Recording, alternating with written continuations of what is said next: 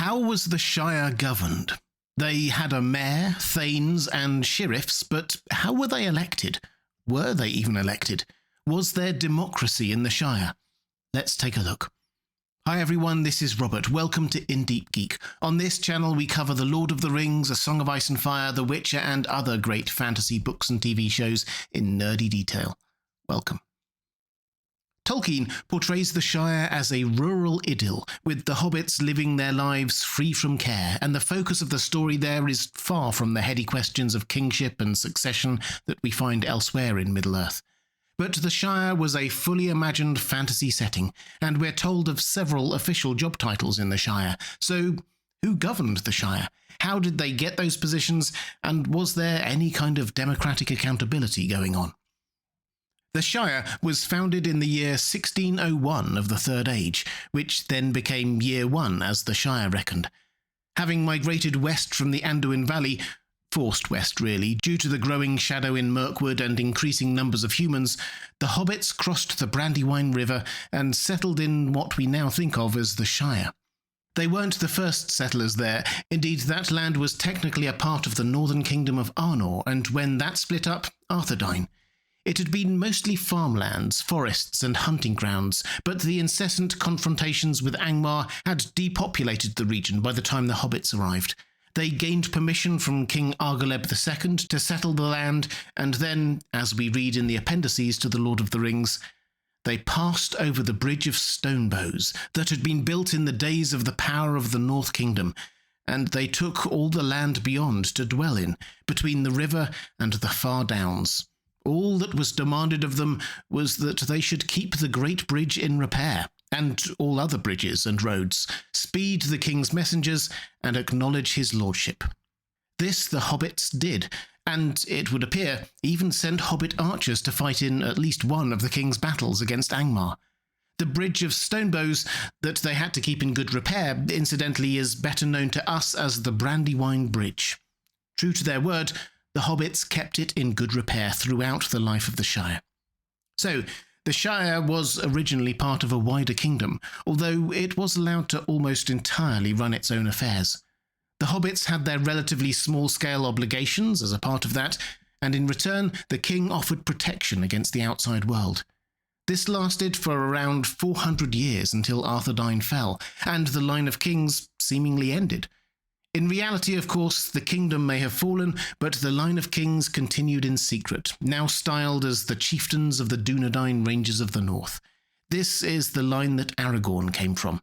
It is to their credit that the Dunedain kept their side of the bargain too, as best they could, even after the fall of their kingdom, patrolling and protecting the lands around the Shire long centuries after Arthedain was gone. But the hobbits didn't know that, and as far as they were concerned, the era of human oversight and having a king had ended. The tradition of there being a king, though, did remain. Hobbits had sayings about evil folk not knowing the king, and their core rules and laws were clearly described as having come from the king, not that they had any contact with the king who wasn't there. Of course, when Aragorn ultimately became king of the reunified kingdoms of Gondor and Arnor, he formalised what had been the unofficial case for so very long. As heir to the king who had granted the Shire to the hobbits in the first place, in return for certain responsibilities, he formally granted independence to the Shire, and commanded that no big people should enter it without express permission of the hobbits themselves.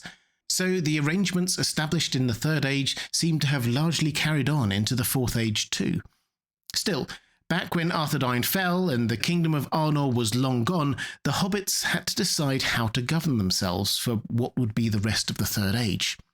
By and large, they decided to keep things broadly as they had been. We'll come on to what that means in just a second. After all, the king hadn't ever really been involved in Shire politics. But there was one responsibility that the old king had had that needed to be filled. Who would be in charge of the defence of the Shire in times of emergency or war? The Hobbit solution was to create a new post called the Thane. The Thane of the Shire was Master of the Shire Moot, a very infrequent gathering of hobbits during a time of emergency, Captain of the Shire Muster and the Hobbitry in Arms. The Shire never had a standing army, so when an army was needed, or anything close to it, it was a militia. The Thane had sole responsibility for calling for the creation of the militia and then commanding it, a position of great responsibility indeed, but as the Shire very, very rarely needed an army, it increasingly became an honorific role. And fittingly, given it was to take over the role of the king, it was also a hereditary role, passing down the male line. First, the Old Buck family held it for 12 generations until they left to found Buckland, then the Took family held it for at least 20 more. In line with this, Pippin inherited the title of Thane when his father died, and held it for 50 years before he retired and passed the role on to his son. When Pippin had to gather a muster of hobbits to oppose the ruffians in the scouring of the Shire, he went to his father, the Thane, who sent some men with Pippin for the Battle of Bywater and sent some others to clear up the area south of the village. Thane Paladin Took, Pippin's father, had already been active in his opposition to Lotho, Sharkey and the ruffians, as was his role. But the Thane was not the only official position in the Shire. Given how rarely Shire musters were needed, the real political leader of the Shire, if we can call it that, and it probably is a stretch to imagine this as a political role in the modern sense of the word, was the Mayor of Mitchell Delving. Mitchell Delving was the de facto capital of the Shire, so sometimes it was simply called the Mayor of the Shire. The Mayor, and Mitchell Delving more broadly, were essentially the heart of government in the Shire. Mitchell Delving had the main administrative buildings, the Town Hole, a delightful Tolkien pun, crossing Town Hall with Hobbit Hole, the Matham House, part storage, part museum, and the Lock Holes, storage tunnels that were turned into a prison under Sharkey. Attached to the role of being mayor were the responsibilities of being postmaster, head of the Shire's postal messenger service, which seems to have kept quite a few hobbits in gainful employment, and first sheriff, effectively head of the police service, of which there were two arms, the sheriffs themselves, of which there are only 12, and who are more concerned with rounding up loose cattle than actual police work, and the bounders, whose numbers varied, but whose role was to beat the bounds of the Shire, making sure that any outsiders didn't make a nuisance of themselves. The mayor himself had a mainly ceremonial role, to preside at banquets, giving short speeches and the like. If we were to try to equate this to modern political theory, the mayor was therefore both the head of government, small as it was, and also partly a ceremonial head of state, although the Thane as a hereditary role and head of the armed forces, who were never called on, also could probably claim the latter title. Crucially, though, the mayor was a democratically elected position. Elections took place every 7 years during the free fair at White Downs at midsummer. Tolkien doesn't go into any details about this election, whether it was contested, who was allowed to vote, who managed the process, and so on, but it was very clearly an election, so there was some form of democracy in the Shire. A rarity in Middle-earth, it has to be said. Sam Gamgee was elected 7 times in a row after the events of The Lord of the Rings, his popularity and fame no doubt boosted by how he used Galadriel's gift to him to get the Shire blooming again after Sharkey's men had destroyed so much. So, we have a small government led by a democratically elected mayor and a militia raised and led when required by a hereditary Thane. But we should also be careful not to overstate the amount of government in the Shire. As Tolkien tells us, the Shire at this time had hardly any government. Families, for the most part, managed their own affairs. This can be seen in how the Shire was organised at a more local level than the Shire-wide postal service, police and militia. The Shire was divided into 4 quarters, or farthings, north, south, east and west, and each of these was divided even further into a number of smaller administrative units, often named after the most notable family who came from there, the most famous obviously being Tookland. Outside of these 4 farthings are the east and west marches, the borderlands of the Shire. The West March was a large area to the west of the Shire, as the name suggests, stretching from the Far Downs to the Tower Hills. Not many hobbits really lived there during the Third Age, though some did start moving out that way in the Fourth Age. The East Marches are better known as Buckland, a thin stretch of land squashed between the Brandybuck River to the west and the Old Forest to the east. This is where the Old Bucks moved when they gave up the thaneship. Although still very much like the Shire, populated by hobbits during the Third Age, it was technically an independent state, formed after the fall of the Kingdom of Arthedain, with the Brandybuck River forming the eastern border of the Shire. King Aragorn, or Elessar as he styled himself, made things simpler though, by formally incorporating both the Westmarch and Buckland into the Shire when he granted it independence. In each of these smaller areas, Buckland, Tookland and so on, each family largely saw to its own business, with any disputes settled by the head of the local most prominent family. And sometimes this head of the family had a hereditary title, like the Master of Buckland. Merry became Master of Buckland after his father died, glorying in the epithet Meriadoc the Magnificent. The laws these heads of family applied followed local custom, but ultimately they followed the rules, with capital letters, which were both wise and just.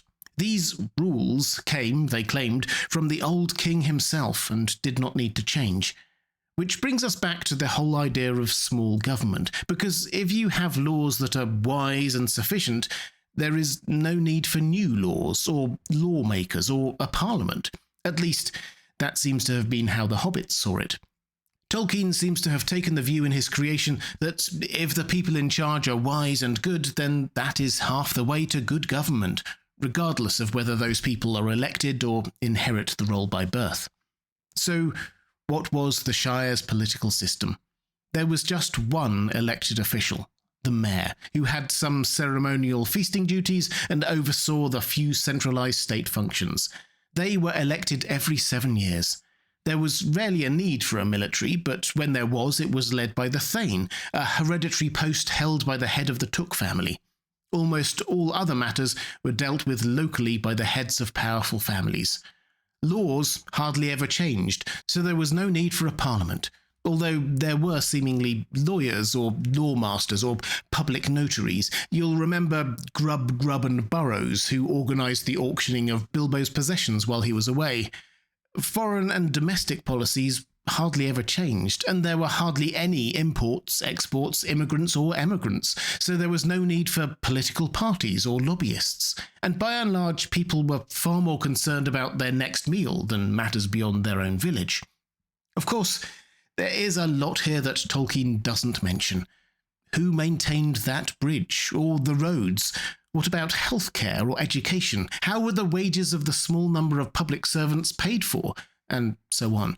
We're left to assume that, other than the small number of central public sector jobs we've already noted, everything else was done locally.